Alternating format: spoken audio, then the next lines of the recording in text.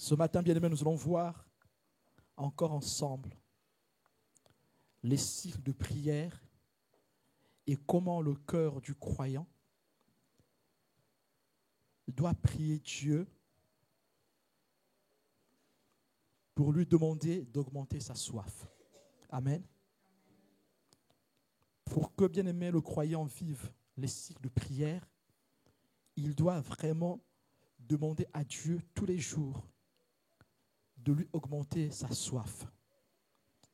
La soif de la prière. Amen. La soif de Dieu.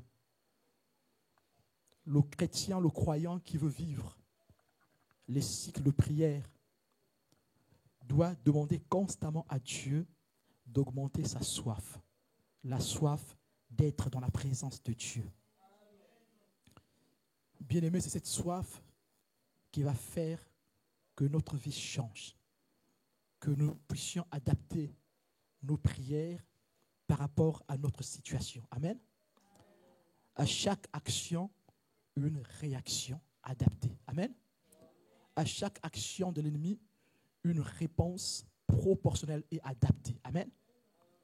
Quand tu es attaqué, bien-aimé, par l'ennemi, il faut que ta réponse soit adaptée. Amen. Si l'ennemi t'attaque avec des flèches et que toi, tu viens avec des coups de poing, tu ne pourras pas le vaincre. Amen. Parce qu'avant que tu ne l'atteignes avec tes coups de poing, il t'aura déjà atteint avec ses flèches. Amen. Si l'ennemi t'attaque avec des fusils et que toi, tu l'attaques avec des flèches, avant que tes flèches ne l'atteignent, bien-aimé, tu seras atteint par ces tirs. Amen. Et nous pouvons voir aujourd'hui le déséquilibre qu'il y a entre la Russie et l'Ukraine. Amen.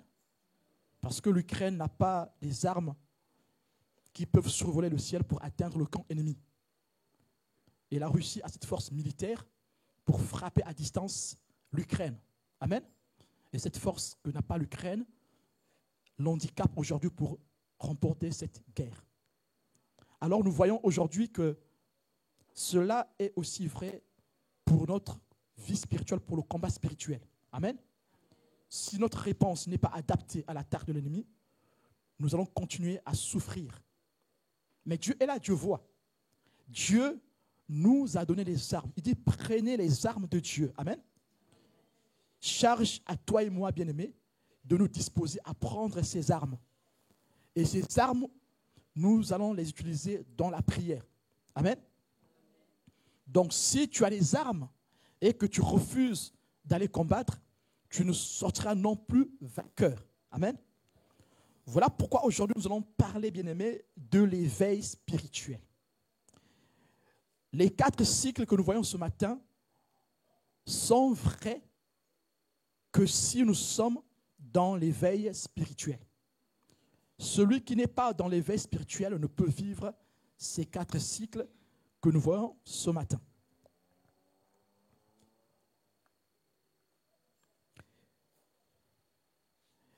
Le premier cycle, bien aimé, que nous voyons ce matin, c'est la prière quotidienne. Amen. C'est le premier cycle de la vie spirituelle du croyant. Quelqu'un qui a accepté Dieu dans sa vie doit aimer la prière, doit passer du temps dans la prière. Et vous avez la base de ces prières qui sont la prière matinale,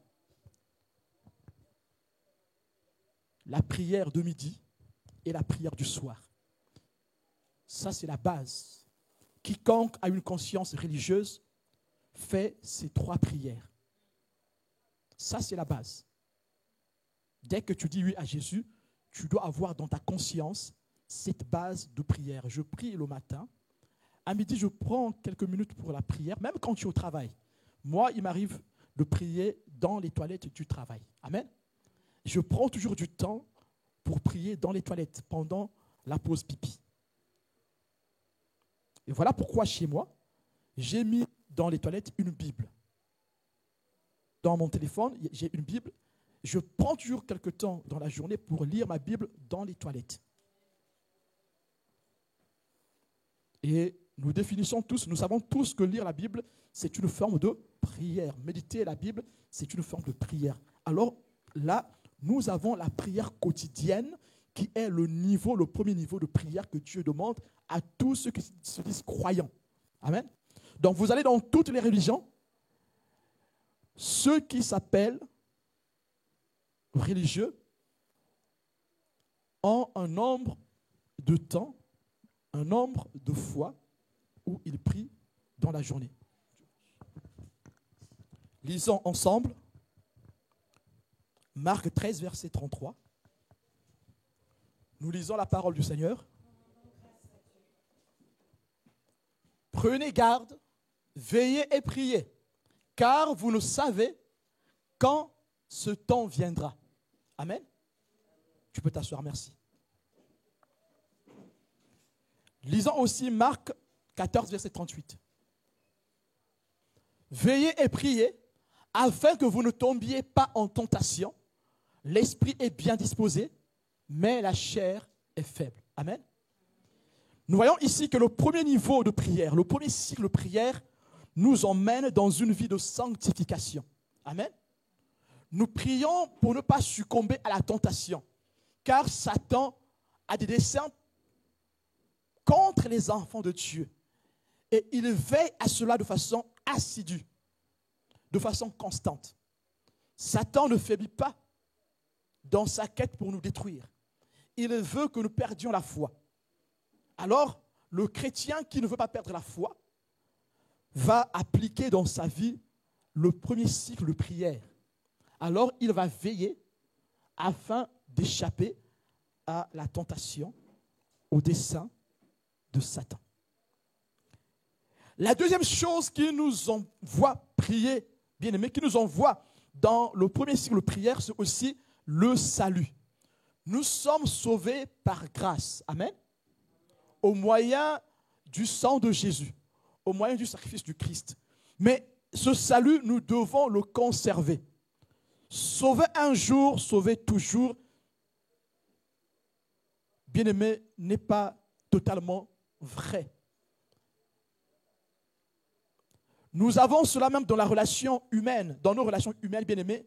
Si nous ne faisons pas d'efforts pour les entretenir, ça n'ira pas loin, n'est-ce pas? Et donc, les mêmes efforts que nous faisons dans nos relations humaines, ce sont les mêmes efforts que Dieu demande aussi dans la relation spirituelle.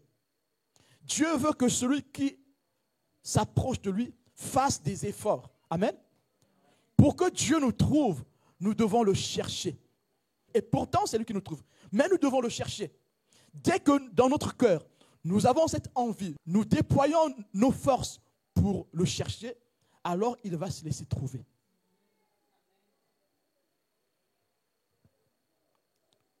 Donc, ce premier niveau de prière, ce premier cycle de prière, nous devons le vivre aussi à cause du salut que nous avons. Si, bien-aimé, tu languis au retour de l'époux, tu dois être en condition pour recevoir l'époux, n'est-ce pas? Si tu sais que l'époux arrivera à midi, tu prends tes dispositions pour qu'il te trouve prête. Amen. Nous sommes l'épouse du Seigneur. C'est ce que disent les Écritures. Si nous sommes l'épouse du Seigneur, nous devons avoir une certaine position dans l'attente.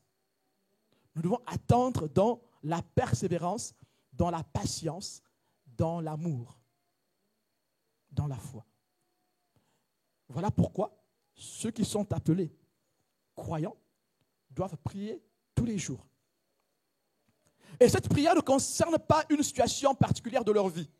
Cette prière ne concerne pas une maladie ou un échec. Non, cette prière concerne simplement leur relation avec Dieu. Cette prière consiste simplement dans cette relation que nous voulons garder avec le Seigneur.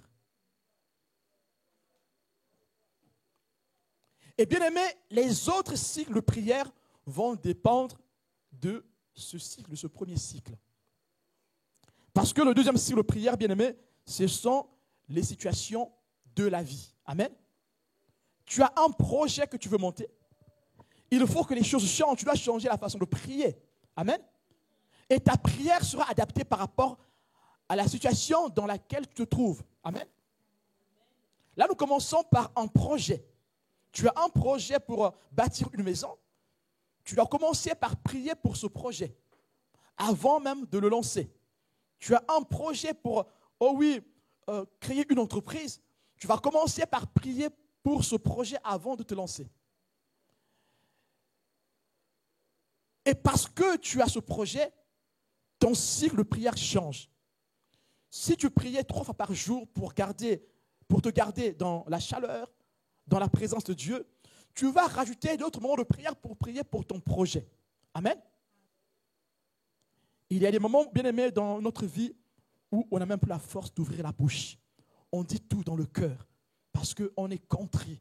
Mais Dieu entend aussi ces prières. Nous avions dit à chaque situation une réponse adaptée dans la prière. J'adapte, bien aimé, ma vie de prière par rapport à mon sujet, par rapport, à ce que j'attends.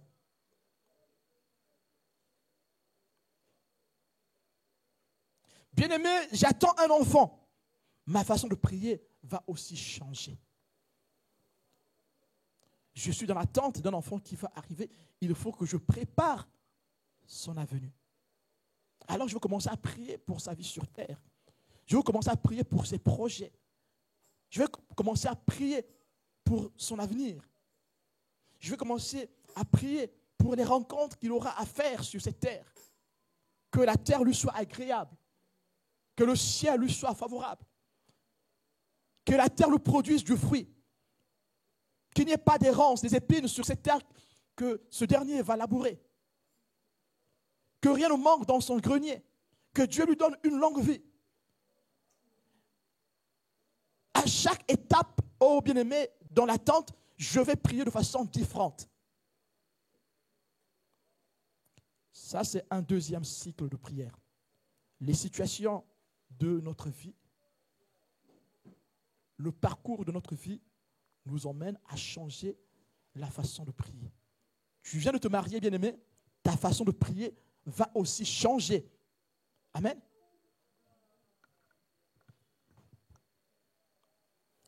Nous avons, bien-aimé, une troisième forme de prière.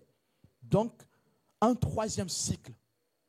Mais ici, ce troisième cycle, c'est l'adversité.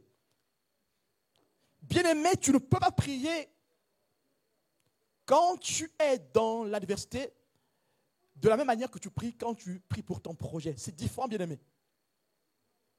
Quand tu pries pour ton projet, tu es posé. Tu t'assois, tu dis, Seigneur, je te recommande ce projet. Bien-aimé, tu es posé. Mais ici, dans l'adversité, bien-aimé, ta façon de prier va changer. La tension sera palpable quand tu es dans l'adversité. Quand tu es persécuté, bien-aimé, la tension est palpable et ta façon de prier va changer. Même dans le timbre de ta voix, bien-aimé, même dans les horaires de prière, bien-aimé, ça ne sera plus la même chose parce que tu as changé de dimension. Cette troisième dimension concerne aussi ceux qui accompagnent les autres dans leur cheminement de foi. Si quelqu'un vient me voir pour un sujet bien particulier, ma façon de prier en tant que pasteur doit changer.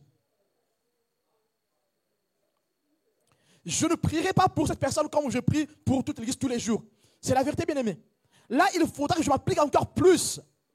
Il faut que je change encore plus de dimension de prière pour que Dieu se révèle à moi pour le sujet qu'on m'a confié. Pour que Dieu se manifeste. Alors, selon la direction du Saint-Esprit, je pourrais faire des veillées de prière, je pourrais faire des jeûnes et prières, ainsi de suite. Je pourrais faire des prières continues, sans interruption, toute la journée. Mon éveil spirituel va augmenter d'un grade. Et vous voyez, bien aimé, que quand je prie tous les jours pour confier ma vie entre les mains de Dieu, ce n'est pas la même puissance. C'est la vérité, bien-aimé. Je n'ai pas la même disposition. Ce n'est pas la même ferveur quand je vais prier pour un projet. Je n'aurai pas la même ferveur quand je vais prier quand je suis dans l'adversité. Et je n'aurai pas la même ferveur, la même force, la même disposition quand je vais prier pour l'accompagnement d'une personne en situation de détresse. Quelqu'un qui comprend ces choses va rentrer dans la prière prophétique. Car la prière prophétique jaillit de la détresse. Et à partir du 3e niveau, bien-aimé, nous allons commencer à parler de la prière prophétique. Amen. Vous êtes d'accord, bien-aimé? Quand je me lève le matin, je ne fais pas la prière prophétique. Je prie, Seigneur, bénis cette journée. Voilà, je ne suis pas dans un truc qui m'emmène dans une prière prophétique parce que la prière prophétique jaillit de la détresse. À partir du moment où tu te trouves dans la persécution, bien-aimé, tu vas activer d'autres systèmes de l'esprit. Amen. L'esprit a plusieurs systèmes. C'est à nous de les activer. Amen. Quand tu es en détresse, tu vas activer d'autres systèmes de l'esprit que tu n'as jamais activés avant. Amen. La 3e dimension, nous devons l'activer. Nous devons activer certains processus de l'esprit, certains systèmes de l'esprit qu'on n'a pas activés dans le niveau 1 et le niveau 2. Prenons l'exemple de Jésus dans Matthieu 26, verset 36. Là-dessus, Jésus alla avec eux dans un lieu appelé Gethsémané et il dit aux disciples, « Asseyez-vous ici pendant que je m'éloignerai pour prier. » Amen. Revenons maintenant, remontons un peu plus haut. Qu'est-ce qui se passe? 31. Ah, c'est bien. Jésus leur dit, « Je serai pour vous tous cette nuit une occasion de chute. Car il est écrit, je frapperai le berger et les brebis du troupeau seront dispersées. » 32. Mais après que je serai ressuscité, je vous précéderai en Galilée. Jésus est en train d'annoncer sa mort et sa résurrection. Là, nous changeons de dimension. Amen. Là, on ne prie plus pour recevoir du pain ou pour créer une entreprise. Là, s'il faut prier ici, quand on parle de la mort, il faut changer de dimension. On va solliciter des systèmes de l'esprit qu'on n'a pas sollicités pour les sujets du pain ou de la santé. Amen. 33. Pierre, prenant la parole, lui dit, « Quand tu serais pour tous une occasion de chute, tu ne le seras jamais pour moi. » 34. Jésus lui dit, « Je te le dis en vérité, cette nuit même, avant que le coq chante, tu me régneras 3 fois. » Pierre lui répondit, « Quand il me faudrait mourir avec toi, je ne te régnerai pas. » Et tous les disciples dirent la même chose. Là-dessus, Jésus alla avec eux dans un lieu appelé Gethsémané et il dit aux disciples, « Asseyez-vous ici pendant que je m'éloignerai pour prier. » Asseyez-vous ici. 37. Il annonce sa mort. La pression monte en Jésus. L'angoisse saisit son cœur. Qu'est-ce qu'il fait? Il va prier à la montagne.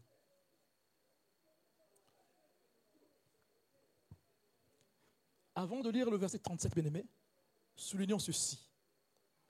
Il va où Jésus?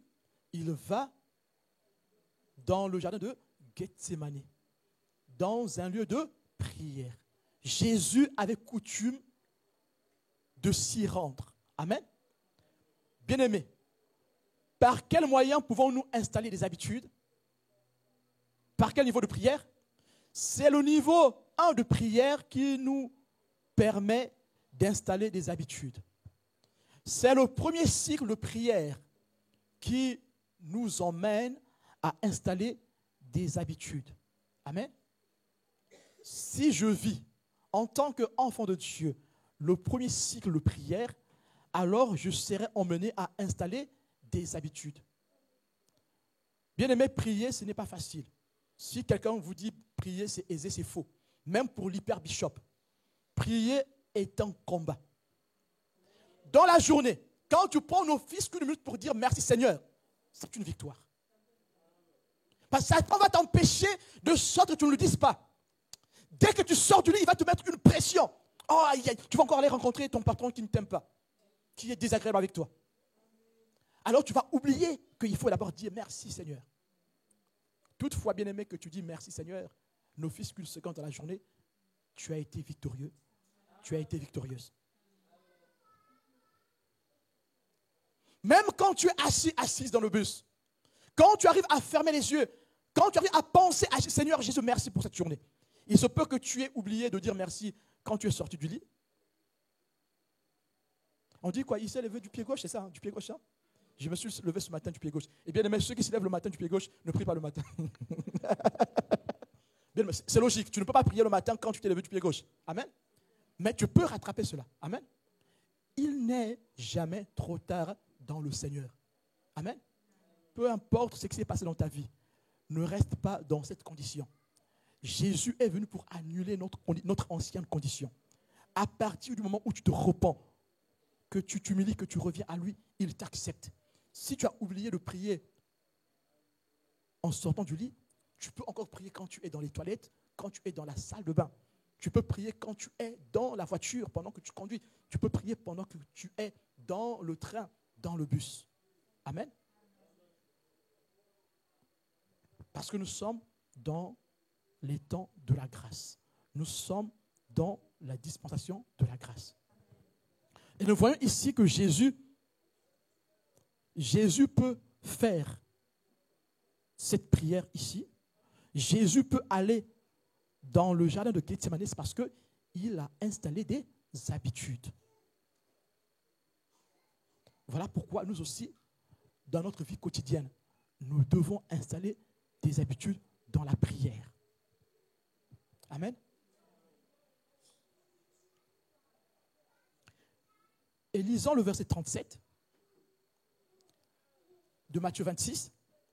Il prit avec lui Pierre et les deux fils de Zébédée et il commença à éprouver de la tristesse et des angoisses. Amen. Ici, bien aimé, on parle de la détresse. Nous avons dit que la prière prophétique jaillit de la détresse. La prière prophétique prend sa source de la détresse, dans la détresse. Amen. Tu ne peux pas prier de la même manière quand tu es dans la joie et quand tu es dans la détresse. Ta façon de prier change. Ton attitude change. Amen.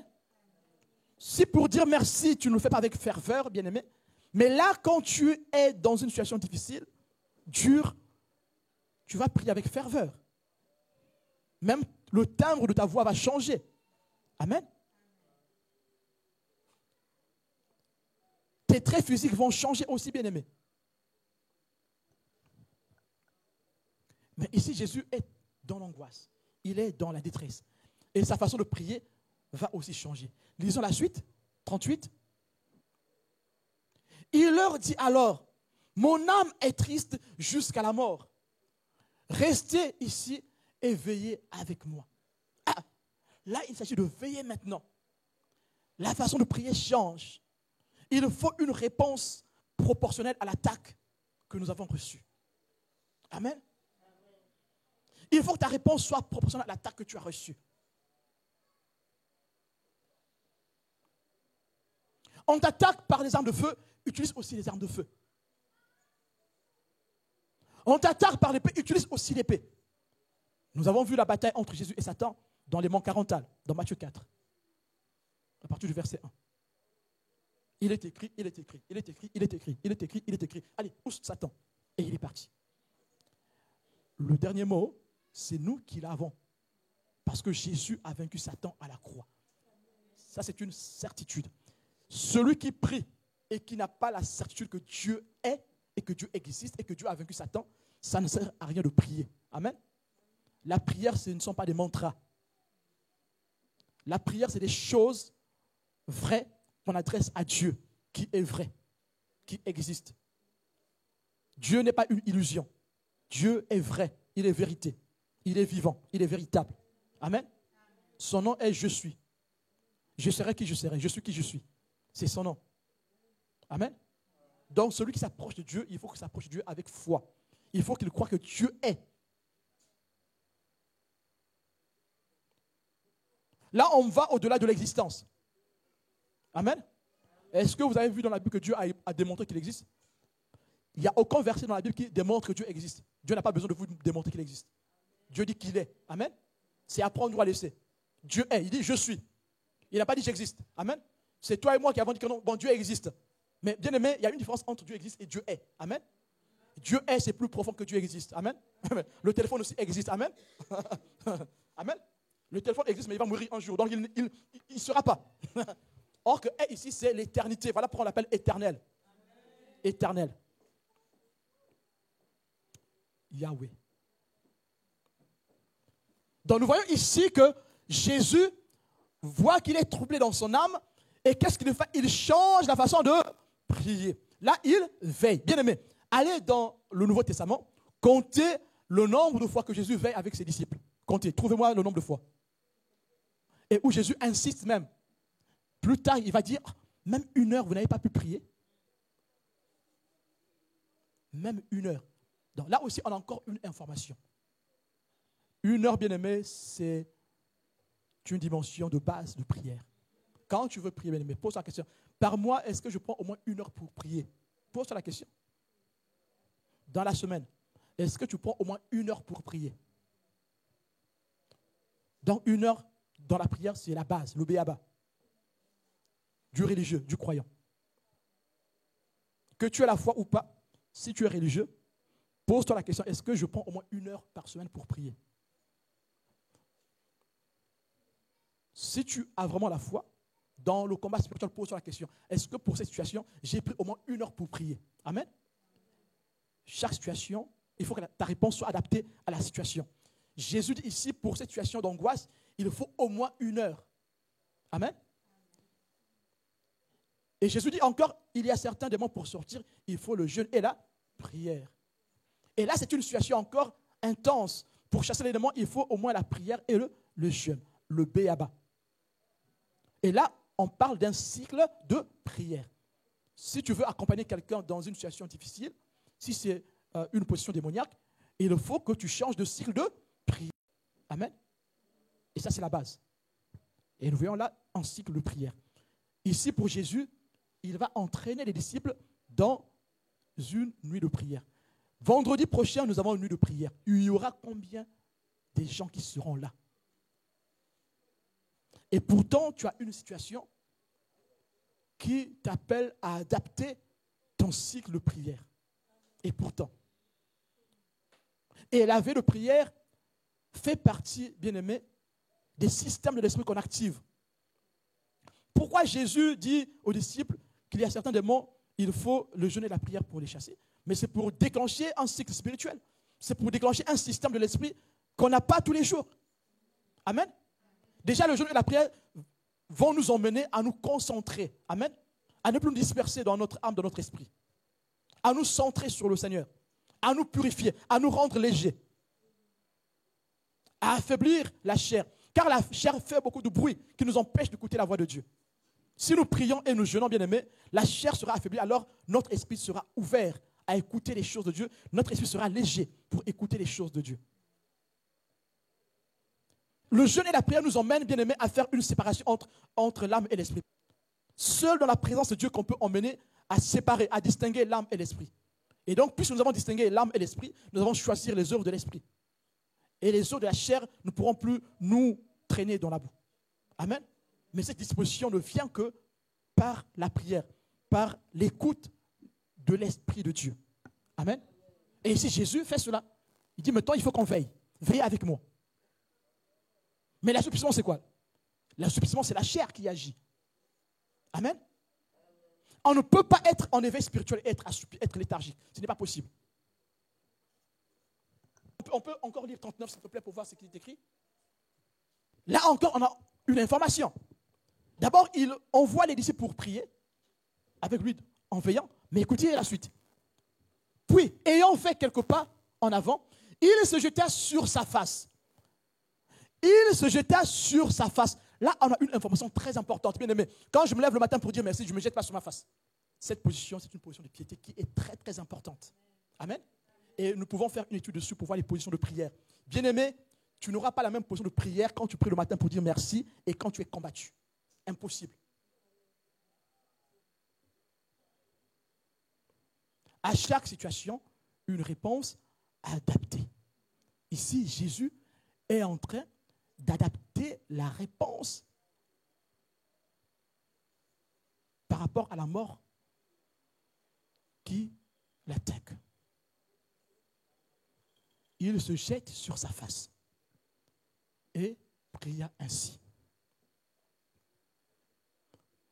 Mon Père, s'il est possible que cette coupe s'éloigne de moi, toutefois, non pas ce que je veux, mais ce que tu veux. Nous voyons ici, bien-aimés, comment doit se comporter celui qui prie selon la situation qui l'arrive. Vous lirez chez vous Luc 6, versets 12 à 13. Acte 4, verset 26. En fait, on parle de Jean et de Pierre. Amen. Jean et Pierre qui sont arrêtés à cause d'une guérison miraculeuse. Donc, lisons-le. Pierre et Jean leur répondirent, « Jugez s'il est juste devant Dieu de vous obéir plutôt qu'à Dieu. Car nous ne pouvons pas ne pas parler de ce que nous avons vu et entendu. » Ils leur firent de nouvelles menaces et les relâchèrent, ne sachant comment les punir à cause du peuple, parce que tous glorifiaient Dieu de ce qui était arrivé. Car l'homme qui avait été l'objet de cette guérison miraculeuse était âgé de plus de 40 ans. Après avoir été relâchés, ils allèrent vers les leurs et racontèrent tout ce que les principaux sacrificateurs et les anciens leur avaient dit. Lorsqu'ils l'eurent entendu, ils élevèrent à Dieu la voix tous ensemble et dirent, « Seigneur, toi qui as fait le ciel, la terre, la mer et tout ce qui s'y trouve, c'est toi qui as dit par le Saint-Esprit, par la bouche de notre Père, ton serviteur David, pourquoi ce tumulte parmi les nations et ces vaines pensées parmi les peuples? Les rois de la terre se sont soulevés et les princes se sont ligués contre le Seigneur et contre son oint. 27. En effet, quand ton saint serviteur Jésus, que tu as oint, Hérode et Ponce Pilate se sont ligués dans cette ville avec les nations et avec les peuples d'Israël. 28. Pour faire tout ce que ta main et ton conseil avaient arrêté d'avance. 29. Et maintenant, Seigneur, vois leurs menaces et donne à tes serviteurs d'annoncer ta parole avec une pleine assurance. 30. En étendant ta main pour qu'ils se fassent des guérisons, des miracles et des prodiges par le nom de ton saint serviteur Jésus. 31. Quand ils eurent prié, le lieu où ils étaient assemblés trembla. Ils furent tous remplis du Saint-Esprit et ils annonçaient la parole de Dieu avec assurance. Amen. Bien-aimés, nous avons lu ici que la façon de prier de l'Église, de l'Assemblée ici, a changé suite à l'écho de l'adversité, suite à la nouvelle de l'adversité. Amen. Si ta façon de prier ne change pas quand tu es dans une difficulté, pose-toi la question, est-ce que tu as obéi au premier cycle de prière, qui est la prière de la vie quotidienne? Ici, Parce que l'Église a changé de façon de prier. Ce jour-là, ils ont tous élevé la voix comme un seul homme, d'un commun accord, tous à haute voix. Ils ont crié, ils ont appelé Jésus et Dieu s'est manifesté. Le lieu où ils étaient assemblés trembla. Ils furent tous remplis du Saint-Esprit. Bien-aimés, ce n'est qu'en étant dans l'éveil spirituel, à l'écoute, bien-aimés, aux aguets, que nous allons saisir les instants de visitation. Amen.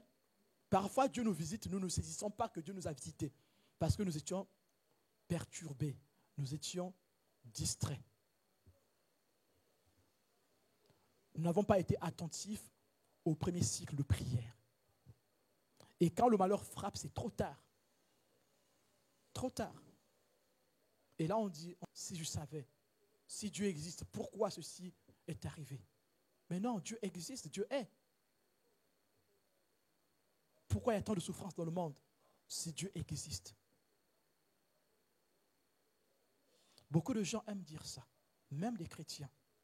Quand ils sont dans la détresse, ils disent, mais si Dieu vraiment existait, pourquoi ceci m'arrive? Pourquoi cette situation ne change pas? Je pense que Dieu m'a abandonné. Mais non, Dieu est bon. Il est là, il nous écoute. Il répond toujours aux prières. Bien-aimé, la quatrième dimension de prière, le quatrième cycle de prière, ce sont les pics de l'esprit. Cette dimension est très profonde. On n'a plus assez de temps pour développer ça, mais je vais quand même faire de mon mieux. Cette dimension, bien-aimé, est très profonde. Les pics de prière, les pics de l'esprit. Vous voyez qu'ici, dans la dimension 3, bien-aimé, dans le cycle 3, c'est parce qu'il y a l'adversité que tu pries. Il y a une situation qui tombe, tu pries. Mais ici, bien-aimé, il n'y a pas une situation devant toi. Mais c'est l'esprit qui te pique, qui te réveille pour prier. Parfois, tu te retrouves en train de prier la nuit, sans pourtant le demander. Oui. Celui, bien-aimé, qui a activé les 3 premiers niveaux de prière, va se retrouver en train de prier la nuit sans pourtant rien demander. Parfois, bien-aimé, tu dors, mais tu entends une voix qui te dit, allez, debout pour prier. Tu vas te lever pour prier. Ça, c'est un pic de l'esprit. Parfois, bien-aimé, tu es en train de dormir, tu vas sentir quelqu'un qui t'a réveillé, qui t'a parfois frappé au dos, qui te demande va prier. Si, bien-aimé, ça, c'est des pics de prière. Mais il y en a qui n'ont pas les yeux ouverts, qui n'ont pas les oreilles pour entendre que c'est Dieu qui les envoie prier, ils ne prieront pas. Et demain, il y aura un malheur. Ah, vraiment, j'avais ressenti ça, j'avais senti une lourdeur. Mais tu étais où? Dieu ne veut pas que nous soyons des gens qui font le médecin après la mort. Amen. Prophétise avant que la chose n'arrive. Amen. Ne prophétise pas quand la chose est déjà passée. Ça ne sera plus crédible. Amen.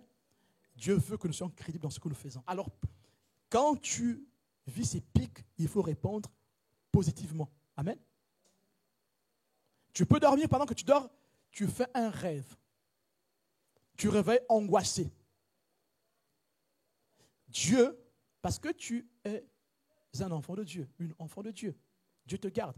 Mais Dieu, dans sa science, permet que tu vives l'angoisse dans ton sommeil. Pourquoi? Mais c'est pour que tu te réveilles pour prier.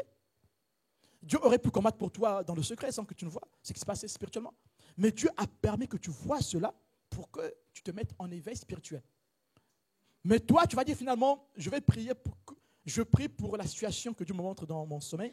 Mais parfois, Dieu fait ça pour te garder, pour tomber, pour succomber dans la tentation. Hein? On réfléchit. Hein?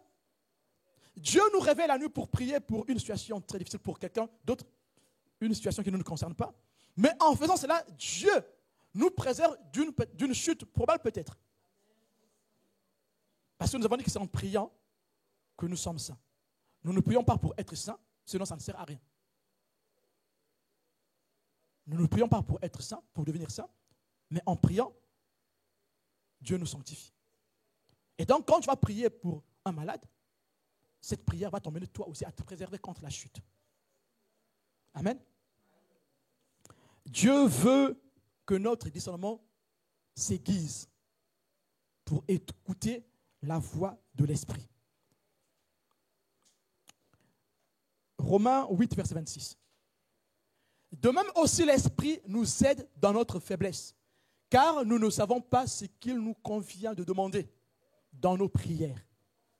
Mais l'Esprit lui-même intercède par des soupirs inexprimables. Dites-moi, vous pensez que quand l'Esprit intercède en nous par des soupirs inexprimables, nous ne sommes pas au courant? Nous sommes au courant, forcément. Il va nous pousser nous aussi à nous réveiller, à prier. Celui qui vit ces choses ici, celui qui vit les soupirs de l'Esprit en lui, sera aussi incité à la prière. Et ça, c'est vrai, bien-aimé. Ça pourra être un cauchemar que tu as vécu dans ton sommeil. Et c'est un pic de prière. Ça pourra être une révélation que Dieu te montre. Pourquoi tu pries pour la personne? C'est un pic de prière. Tu vas te retrouver en train de parler en langue au milieu de la nuit. Tu n'as rien demandé du tout. Tu te réveilles comme si tu es en train de parler en langue. Tu es tout tremblant là, tu es en train de parler en langue, tu es tout tremblant. C'est un pic de l'esprit. Dieu permet qu'on vive certaines persécutions pour nous pousser à la prière. Il y en a qui se sont retrouvés à dormir par terre parce qu'ils ont vu une ombre sur le mur, dans un combat spirituel. Et là, tu es obligé de dormir par terre pour combattre. Change ta façon de prier quand tu es persécuté.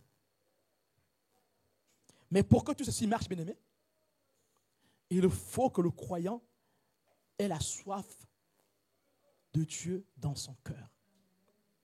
Voilà pourquoi il doit prier dans cet élan. Il doit prier tous les jours que Dieu augmente sa soif.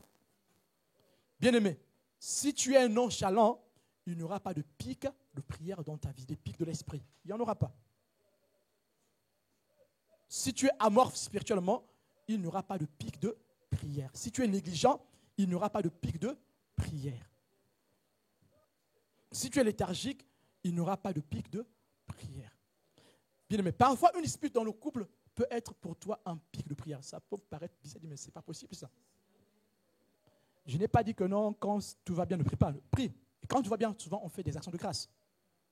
Voilà pourquoi la première adoration, c'est l'action de grâce. La première façon de prier, c'est rendre grâce à Dieu. Ce n'est pas autre chose. Ce n'est pas demander du pain, demander la vie, non, non. La première façon de prier, c'est rendre grâce à Dieu. Amen. Bénissons le Seigneur. Lisons Psaume 77, verset 3. Au jour de ma détresse, je cherche le Seigneur. La nuit, mes mains sont étendues sans se lasser. Toute consolation. Amen. Là, on a une position de quelqu'un qui est révolté dans la prière. Tu as changé de dimension de prière. Tu es dans un autre cycle de prière. La détresse. Et nous avons dit que la prière prophétique jaillit de la détresse. La prière prophétique tire sa source de la détresse. Quand tu vis une situation de détresse, il faut que tu sollicites les systèmes de l'esprit que tu n'as pas sollicités auparavant. Amen. Alors, il faut qu'il y ait en toi la soif de Dieu. Si tu as soif de Dieu, si tu as soif de la prière, bien-aimée, tu vas te retrouver en train de prier, même en dormant. Pendant que tu dors, tu vas te retrouver en train de parler en langue. Bien-aimé, il y a des délivrances qui se font dans le sommeil. Certains se sont retrouvés en train de faire des délivrances dans le sommeil. À maintes reprises, certains ont vécu cela. Où tu te retrouves en train de déterrer des choses qui ont été plantées quelque part dans ton sommeil. Certains se sont retrouvés à maintes reprises en train de sortir les choses dans la bouche de quelqu'un dans le sommeil. Certains se sont retrouvés en train d'imposer les mains pour bénir quelqu'un dans leur sommeil. Et la bénédiction s'est concrétisée. Bien-aimés, quand on écoute la voix de l'Esprit, on peut arriver à faire une délivrance à quelqu'un qui est à Paris pendant que tu es ici dans ton sommeil. C'est symbolique. On a vu le prophétisme d'Ézéchiel. d'Ésaïe aussi. On appelle ça le prophétisme symbolique, dans le symbolisme. Tu peux te retrouver en train de faire une action sur ton corps, mais sauf que ça ne concerne pas ton corps, ça concerne le corps de quelqu'un d'autre.